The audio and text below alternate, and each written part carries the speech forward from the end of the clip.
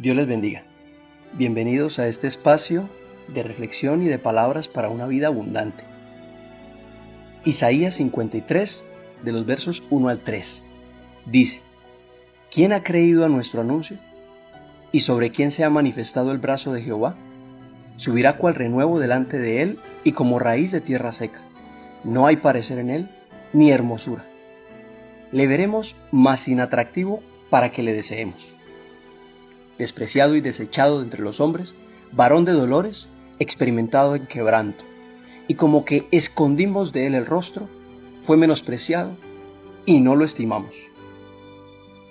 Estas palabras pertenecen a un texto emblemático del Mesías, el Salvador, que los judíos esperaban, ¿no? Este texto existía más o menos unos 600 años antes que Jesús llegara. Pero al parecer, poca atención se le prestó a esta característica del Mesías. El pueblo en general esperaba, entre otras cosas, a un rey que los liberara del imperio opresor, ¿no? Que en ese entonces era el Imperio Romano. Pero no alguien con estas características. Cuando leemos este texto, inmediatamente pensamos en Jesús, sobre todo en los versos siguientes, ¿no? Leemos, nos damos cuenta nos recuerda inmediatamente a Jesús y su vida y su padecimiento. Pero este texto también nos sirve para recordar, nos puede servir para recordar cuán fácil es descartar lo que más nos sirve, desechar lo válido, despreciar lo valioso. Y pues bueno, es entendible porque estamos en un mundo en donde a lo malo se le llama bueno y a lo bueno se le llama malo. Hace poco escuché a alguien decirme que no le llamaba mucho la atención nuestras enseñanzas, porque es que el que predicaba era una persona que muy mayor, que además pues los videos eran muy largos, entre otras cosas, ¿no? Que si fuera más corto, que si fuera, no sé, con más llamativo. Todos tienen una idea personalísima de cómo debe ser ese encuentro, ¿no? De Dios con su vida y cómo ha de ser el hombre de Dios. Lo mismo le pasó al pueblo judío. El Mesías debe ser así, el Mesías debe ser así, el hombre de Dios debe ser de esta manera o de esta otra. Y cuando llegó, no lo reconocieron. Y claro, yo entiendo por qué la gente pues, en este tiempo también piensa así, ¿no? En esta época, sobre todo donde abundan en las redes esos coaches motivacionales, esos gurús de las nuevas espiritualidades que a punta de efectos, ¿no? Y de lucecitas y que con su porte imponente de aparente sabiduría captan seguidores. Donde la gente está acostumbrada a decir que un video de 3 minutos ya es muy aburrido. 5 minutos ya es demasiado. Donde la gente busca su dosis rápida de sentido, pero no piensa invertir más de 5 minutos en eso. Mucho menos una predicación de 1 hora y media. No. En ese sentido, pues es muy posible que en un ambiente así, el rechazo pues, del mensaje de la iglesia se pueda dar, ¿no? Este texto, como digo, de Isaías 53, es un texto mesiánico aplicado hoy a Jesús. Ese texto nos recuerda cómo se puede llegar a despreciar y rechazar lo que uno realmente necesita. Pues eso le pasó a los judíos, como digo, ¿no? Con ansias esperaban el Mesías, que hasta proféticamente se les había dado muchos rasgos, ¿no? Para que le identificaran. Pero cuando llegó, le rechazaron. Y lo mismo puede pasar con nuestras jerarquías. Y lo mismo puede pasar con nuestros pastores. Por eso en esta devocional quisiera que juntos reflexionáramos sobre el valor de ellos, de nuestros pastores, de nuestras jerarquías, para que quizá con la ayuda de Dios al final podamos orar juntos por ellos. Es que, mis hermanos, he hablado en este tiempo, ¿no? Con mis compañeros de ministerio y he sido consciente de los temores despertados en este tiempo por nosotros también y con ellos comparto el insistir por un lado y por otro para que el rebaño que el Señor nos entregó, nos encomendó, no se pierda, sino que crezca hacia la salvación, hacia la vida eterna. Un temor siempre presente de no responder correctamente a la responsabilidad que se nos ha encomendado, con el temor de presentarnos con las manos vacías delante de Él. Es que pues la visión que el mundo en general tiene de los pastores muchas veces no es muy buena. Por ejemplo, si uno escribe la palabra pastor en las noticias, lo más probable es que aparezcan cosas negativas. Los medios de comunicación, eso sí, propagan a los cuatro vientos este tipo de cosas. Pero no hay el mismo afán en mostrar a sus lectores, a sus televidentes, a sus seguidores, acercarlos a los desvelos de tantos hombres que de algún recoveco de nuestro país, e incluso fuera de él, cumplen con la encomienda que el Señor nos ha entregado. Y es que pareciera que de nada sirve que por cada pastor que falla en su misión, haya una inmensa mayoría de pastores que sí hacen una labor vital en su sociedad. Pero de estos hombres nada se sabe, parece que nada importa. Muy seguramente porque la virtud que en ellos hay no es de interés en este mercado de mero entretenimiento. Quizá por eso no se nombra. Pero hoy existen. Hoy existen hombres que, como los primeros discípulos de Cristo, lo dejaron todo para seguirlo. Hombres contracorriente, hombres y ahora mujeres, ¿no? También dispuestos a renunciar a formas de vida más cómodas a cambio de una vida puesta a prueba cada día. Sí que los hay. Y en nuestro medio sí que lo puedo asegurar. Porque quienes, por misericordia de Dios, hemos contado con la providencia de tropezarnos con pastores que desempeñan su ministerio con amor, con entrega, con disciplina, sabemos que la convicción que alimenta su vocación es la misma. Es la misma. Pero, ¿y quién ha creído en nuestro anuncio? ¿Y sobre quién se ha manifestado el brazo de Jehová? Subirá cual renuevo delante de él y como raíz de tierra seca. No hay parecer en él, ni hermosura. Le veremos, mas sin atractivo para que le deseemos. No hay agrado. Dice el verso 3, despreciado y desechado entre los hombres, varón de dolores, experimentado en quebranto, y como que escondimos de él el rostro. Fue menospreciado y no lo estimamos. La versión de Jerusalén al final de este último verso 3 dice, un despreciable, un don nadie, dice esta versión. Cuando llegué en mi juventud a la iglesia a los 20 años, me encontré con algo que me llama la atención. Había gente que menospreciaba e incluso se burlaba de aquel a quien yo admiraba, a mi pastor. Entonces eso despierta en mí una inquietud. ¿Qué es lo que mueve a estas personas, a estos hombres, a entregarse así? Si muchas veces no se les oye, cuando muchas veces se les subestima, cuando muchas veces no se les consulta, no se les tiene en cuenta. Pues bueno, es que en ellos hay una fe que les lleva a ser conscientes de una gracia de Dios que les ha llamado a servirle a Él. Y esa certeza les basta a ellos para seguir, para avanzar. Esa certeza es la que, pienso yo, explica el sacrificio de aquellos pastores, ¿no?, que cruzan montañas. Algunos que aceptaron a su tiempo trabajar en lugares ocupados por la guerrilla. Yo sé de casos así. Sé que en este tiempo puede sonar incluso como a leyenda, ¿no? Pero son reales. Son reales. Y su vida y ejemplo retumba en la memoria de quienes somos una nueva generación. Vidas que nos confronta, nos inspira, pues queremos ser el reflejo de su ejemplo. Pastores que atienden lugares que ni siquiera aparecen en el mapa. Lugares cuyos nombres te parecerían extraños. Barrios en los que la gente busca escapar y nadie se metería. Por eso son contracorriente, porque ellos y ellas salen de los caminos cómodos por donde todos quieren ir y entran hacia lugares de donde todos quieren salir. Gente que por su vocación vivió con dignidad la pobreza, aprendiendo a vivir por gracia de Dios. Pero, ¿quién ha creído en nuestro anuncio? ¿Sobre quién se ha manifestado el brazo de Jehová? Este texto nos recuerda cuán fácil es descartar lo válido, lo que sí sirve, y cómo alguien que puede ser fundamental para la salvación nuestra puede terminar siendo, como dice ese verso 3, un despreciable, un don nadie, o puede ser esa la manera en que lo vemos. Pero en ellos, a pesar de muchas veces esto, los mueve una fe, y esa fe, esa certeza los mueve, y eso es lo que explica la actitud de hombres mayores, hombres ya ancianos, que siguen estudiando. Conocí a uno, un pastor de 70 y tantos años, que además estaba enfermo, no tenía sino leucemia. Y en una ocasión, por no recuerdo qué situación, tuve que ir a su casa y al encontrarnos le vi a él con un libro abierto, un libro inmenso sobre historia, ¿sí?, que estaba estudiando. Y me decía que para entender, ¿no?, buscaba estudiarlo para poder entender aún mejor los contextos históricos de la palabra del Señor, me decía. Y yo, ¿pero qué? ¿Tan mayor? ¿Y enfermo? Pero es que así son. Hombres mayores que lejos de jubilarse, cumplen años y aún se levantan en la madrugada a trabajar, a estudiar, a orar, a interceder por la salvación de su pueblo, o de un enfermo, o por una familia de pronto que le pidió oración. Pensar en esto me recuerda, como digo, a quien escuché, ¿no?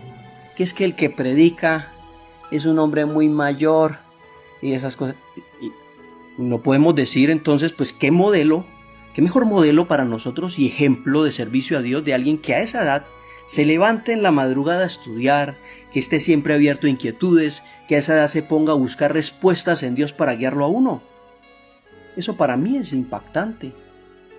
Y es más, no es solo impactante, yo también tengo que reconocer que eso al principio a uno puede llegar a ser muy frustrante, ¿no? Para alguien como yo, porque, claro, al ver la enorme entrega y capacidad forjada por tantos años de servicio, pues todo eso lo hacer ver a uno re pequeño, ¿no? Y lo más terrible era ver que esos hombres a quienes yo admiraba, muchas veces, a pesar de lo que un tipo de esos hace y representa, aún así era subestimado, muchas veces despreciado, desechado, olvidado su consejo. Y uno decía, pues bueno, ¿qué sentido tiene esto? Si eso hace con ellos, si eso se hace con ellos, ¿qué será de uno que es menos fuerte, menos capacitado, menos sabio, con menos experiencia, menos disciplinado, con menos conocimiento? Pero luego vi que estas personas nunca lo hicieron por grandeza, nunca lo hicieron por fama o busca de grandezas humanas o de reconocimientos sociales. Es más, hoy, bajo la claridad que tenemos hoy, entendemos que si eso hicieron con el Hijo de Dios, con el Mesías, a quien aplica ese texto de Isaías 53, pues bueno, ¿qué no se hará, no? Con sus súbditos. Pero haber tenido la oportunidad de conocer hombres así, inspira y me presiona al mismo tiempo. Eso que esa es la fe, esa fe es la que explica la valentía de incluso ahora esta nueva generación, estos jóvenes pastores que se atreven a caminar por esta senda que es contraria, ¿no? Evidentemente contraria a esas corrientes de grandeza individual que alimenta el ego a las que este mundo llama, ¿no? A todo el mundo. Yo he tenido la suerte, ¿no? De compartir con estas personas, con estos hombres. He tenido la suerte de, por la misericordia de Dios, de compartir sus tribulaciones, de conocer sus inquietudes, sus dudas y cómo las superaron. Saber de cómo muchos, incluso con complejos en el desarrollo de su vida, pero ellos lejos de dar un paso atrás, se esforzaron y enfrentan con humildad lo que tienen que enfrentar y hacen vivo el texto este de Hebreos 10:39, porque no somos de los que retroceden para perdición, sino de los que se sostienen en la fe para preservación del alma. Porque para un ministro, perder su ministerio o dejar o no poder cumplir con su papel en este mundo es la peor de sus tragedias. Es la peor de sus tragedias. Pienso en nuestros pastores, nuestros sencillos pastores. Son ellos, ni más ni menos. Hombres y mujeres que no figuran como grandes, pero que cumplen su ministerio, buscando aliviar a los que tienen su corazón afligido, quebrantado, abriendo caminos para el crecimiento y la sanidad de las personas. Yo creo en lo que ellos hacen, pero Isaías 53. ¿Quién ha creído en nuestro anuncio? Por eso vale la pena reflexionar sobre su labor y orar por ellos, claro que sí. Porque aunque están al frente de grupos y de familias, de un pueblo quizá, ellos siguen siendo seres humanos, como cualquier otro. Porque a veces, aunque parecen fuertes e inamovibles, son seres humanos hechos del mismo barro que cualquier otro.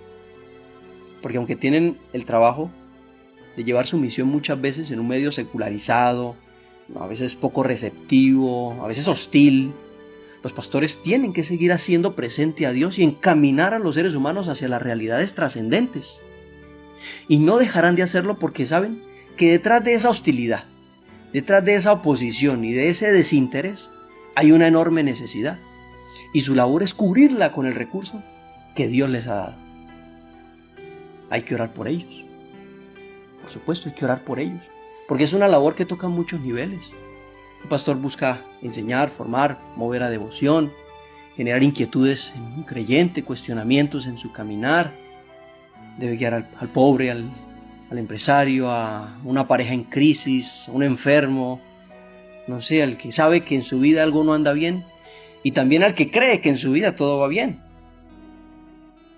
Se convierte como en alguien que debe tratar muchos temas y buscar respuestas profundas en Dios con mucha gente. Por ejemplo, un pastor joven, digamos de 30 años, debe ser el director espiritual de algunos ancianos. Y he visto cómo un pastor de 60 años acompaña los procesos espirituales de jóvenes de 15. Es una exigencia a muchos niveles. Por eso hay que orar por ellos. ¿Quién ha creído en nuestro anuncio? ¿Y sobre quién se ha manifestado el brazo de Jehová? Subirá con renuevo delante de él y como raíz de tierra seca. No hay parecer en él ni hermosura. Le veremos, mas sin atractivo para que le deseemos. Despreciado y desechado entre los hombres, varón de dolores, experimentado en quebranto, y como que escondimos de él el rostro. Fue menospreciado y no lo estimamos.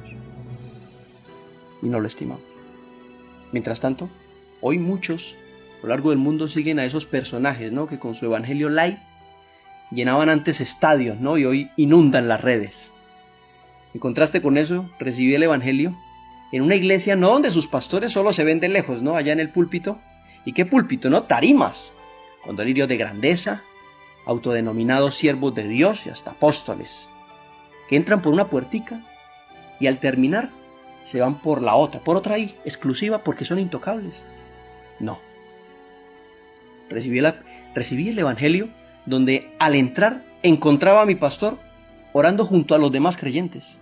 Es más, donde a veces quien me recibía en la puerta era el mismo pastor dándome la bienvenida porque a veces llegaba tarde yo.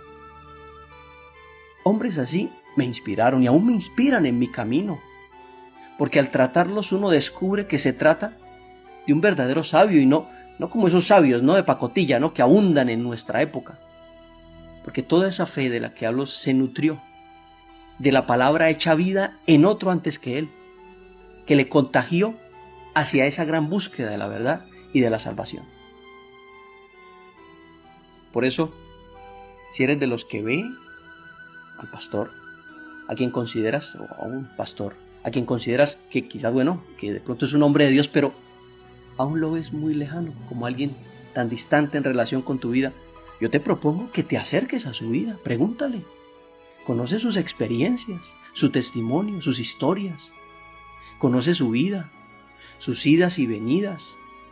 Eso cambió mi forma de verlos. Yo sé que también cambiará tu visión de ellos. Conoce sus conflictos, sus experiencias. Si lo haces, descubrirás a un ser cada vez más cercano. Es más, identificarás cosas similares a tu vida. Pronto la distancia no será tanta. Pronto descubrirás que el camino suyo no es tan distante del tuyo. Pronto descubrirás que te identificas con esa persona. Pronto te verás motivado a responder a la vida de formas similares a como ellos respondieron a la suya. Sin darte cuenta, el evangelio habrá llegado a tu vida, pues ellos han hecho del evangelio su propia vida. Por eso te reto a que te acerques a ellos, porque muy seguramente ellos muchas veces han intentado acercarse a ti.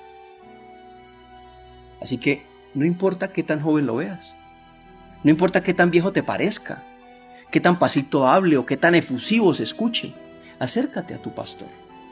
Quizá alguno hoy de pronto ve a su pastor, ¿no?, con desdén, ¿no?, allí como que no llena, ¿no?, las expectativas. Quiero decirte que Jesús no llenaba las expectativas de muchos, que muchos lo vieron con desdén, con desconfianza, con decepción. Si no, pregúntenle, ¿no?, a Judas, el Iscariote. Por eso es importante, este texto de Isaías ahí me recuerda mucho esto, ¿no?, lo fácil que estar esperando y anhelando tanto a alguien y al final descartarlo y rechazar lo bueno, o aquel a quien Dios quiere usar para salvar mi vida. Por eso, llámelo, hable con su pastor. Cuando pase la cuarentena, invítelo allá a su hogar si se le dificulta orar. invítelo para que ore con usted, para que acompañe su proceso. Y una vez al iniciar mi cristianismo quise dejar de asistir a una reunión de oración que se hacía todas las semanas, eran los jueves. Y quise renunciar porque no era capaz de orar más de 5 minutos. Es más, orar 5 minutos ya era una odisea para mí. Pero antes de renunciar, consulté a mi pastor en ese tiempo, quien me dijo, entre algunas cosas, que la reunión, esa que se hacía, no era para los que sabían orar, sino para los que necesitaban orar. Y todos necesitamos de eso. Entre otras cosas que me expresó, ¿no? Y les voy a decir la verdad, sus palabras, yo recuerdo que en ese tiempo sus palabras no me convencieron. O quizá más bien fue que en ese tiempo no las entendí muy bien, ¿no? Pero decidí seguir su orientación, porque era mi pastor, mi jerarquía. Y esa decisión me introdujo a descubrir lo importante de la vida devocional. Porque, ¿qué es la vida cristiana sin oración? Es una buena decisión, a causa de aceptar la obediencia de una jerarquía. Como dice el escrito de Hebreos, ¿no? Obedeced a vuestros pastores y sujetaos a ellos, porque ellos velan por vuestras almas como quienes han de dar cuenta. Ellos buscan el bien para uno, no el mal. Pero muchas veces se ve mal lo que bien nos trae. Por eso, acércate a tu jerarquía espiritual. La iglesia funciona por jerarquías. Las ruedas sueltas no sirven, los pámpanos sueltos, las ramas sueltas de un árbol nunca van a llevar fruto. Es fundamental la jerarquía porque solo a través de ella el nuevo discípulo de Cristo aparece. Así que si se te dificulta orar, invítalo para que acompañe tu proceso. Invítalo para que comparta la palabra contigo cuando se pueda, ¿no? Este tiempo no se puede, pero cuando se pueda. Invítalo a conocer a tu familia, en tu hogar, en tu casa, claro que sí. Teniendo presente, como dice el texto de Hebreos, que puede que algunos sin saberlo habrán recibido en su casa ángeles. Y pues no estoy hablando, ¿no?, de seres con alas. Aunque el texto de Hebreos habla de la hospitalidad en general del creyente, la palabra ángeles es un término cuya raíz griega quiere decir mensajero. Pues estos sí que son mensajeros. Esa es su misión, transmitir con su vida un mensaje, el mensaje del evangelio, y tú puedes participar de esa misión. Es más, quién sabe si después de todo este tiempo tan particular vivido por la iglesia, algún joven no empiece a plantearse si lo suyo no es ser pescador de hombres, ¿no? Porque si eres un joven que hoy escucha este mensaje, porque para sorpresa mía he sabido de chicos jóvenes que siguen estas devocionales, jóvenes sencillos pero que en su interior han venido siendo conscientes de la voz de Dios que los llama. Debo decirles, sí, mi querido joven, Dios te llama. ¿A qué? Yo diría, pregúntale a tu pastor. Busca tu jerarquía. Recuerda, la iglesia funciona por jerarquías. Yo solo puedo decir que servirle a Él es lo más grande. Tú que oyes este mensaje, ten presente que la mies es mucha y los obreros pocos. Ahora, oremos al Señor de las mies para que envíe obreros a sus mies, a sus cosechas. Oremos al Señor de las mies para que sostenga a aquellos que ya son obreros en sus campos. Oremos dando gracias a Dios por aquellos que han aceptado con dignidad su llamado. Oremos porque Dios los guíe en su misión de ser pastores. Y pido oración porque confío en el poder de la oración de la iglesia. Hermanos, recordemos que por la oración de la iglesia el apóstol Pedro fue liberado de la cárcel y suelta sus cadenas. Recordemos que Pablo, en un momento, Pablo estaba medio muerto, pero, dice el texto en Hechos, al ser rodeado de los discípulos, recobró fuerzas y se levantó para seguir transmitiendo la palabra de Dios. Recuerden que en plena batalla contra los amalecitas, hubo quienes sostuvieron los brazos de Moisés para que sus cansadas manos no desfallecieran, lo que terminó con la victoria del pueblo. Recordemos que hubo quienes, aún con sus limitaciones, acompañaron a Jesús en Getsemaní, con quienes nuestro Señor pudo contar en ese momento crucial y decirle, quédense conmigo, porque estoy triste hasta la muerte. Y todo esto lo digo no para despertar compasión, o pesar o lástima, no. Ellos no necesitan compasión, no podemos confundirnos. Quizá quienes estaban viendo a David cuando salió de las filas para enfrentar a Goliat, quizá algunos de los que estaban allí llegaron a sentir compasión por David. Pero ese era un sentimiento equivocado, porque sabemos lo que sucedió, de cómo el insignificante David salió victorioso. Así también nosotros, aferrados por la fe en esa promesa, la victoria en Cristo Jesús, no la hemos jugado.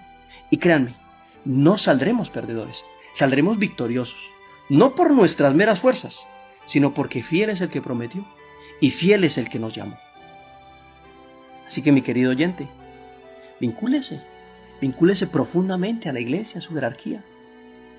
Acompáñenos, súbase a esta particular barca, ¿no? No la mire de lejos, no, súbase. Naveguemos juntos. Quizá afrontaremos tempestades terribles, ¿no? Tormentas. Pero en esta barca resistiremos a todo. Y al final, a pesar de la tormenta y las neblinas culturales que nos impiden a veces ver bien por dónde vamos, la luz del Evangelio nos guiará como un faro, ¿no? En medio de la mar, y que de seguro, como he escuchado de mi pastor, nos llevará siempre a un buen puerto. Entonces, mis hermanos, no salten por la borda, no abandonen el barco. Les aseguro que la tripulación no se rendirá, porque sabemos que a la cabeza de esta barca está nuestro Señor. Oremos. Dios eterno, ayúdanos a entender el valor de la jerarquía, Señor, y ayúdanos a ligarnos a ella. Dios bueno, gracias te damos por estos hombres y mujeres a quienes tú has escogido para servirte, a ti y a la iglesia. Gracias, Señor, porque sé que ellos permanecerán. Sin importar lo que pase, no se rendirán, porque sabemos que a pesar de sus limitaciones, tu gracia les permitirá crecer y superarlas, cumplir tu santa voluntad. Hoy pedimos por ellos, Dios, para que tú los sostengas, los cubras, para que tú los ilumines con tu claridad, para que a través de ellos sigas llegando a cubrir las necesidades de nuestros pueblos. Te pedimos por nuestras jerarquías, nuestro presbiterio, nuestros líderes, nuestros pastores. Te pedimos por ellos, desconocidos del mundo, pero conocidos por ti. Te pedimos por los que están y por los que han de llegar. Quizá hoy un futuro pastor está orando en este momento. Confírmale a esa persona que tú lo estás llamando a servirle. Confírmale a esa mujer, a ese hombre. Confírmale a ese joven que hoy ora, que tú lo buscas, que tú lo llamas. Te lo pedimos, Dios eterno, en el nombre de Jesús. Amén y amén.